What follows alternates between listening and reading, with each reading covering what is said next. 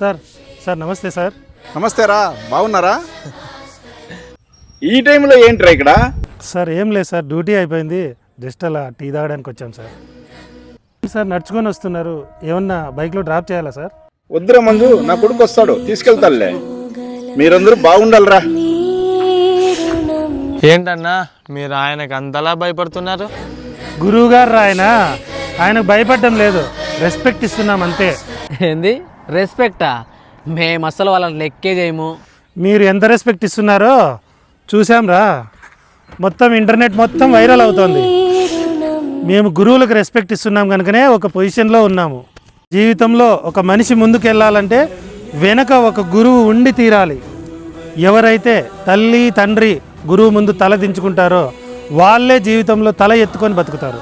గురువు ముందు అహంకారం చూపించిన వాడు బాగుపడినట్లు చరిత్రలోనే లేదు.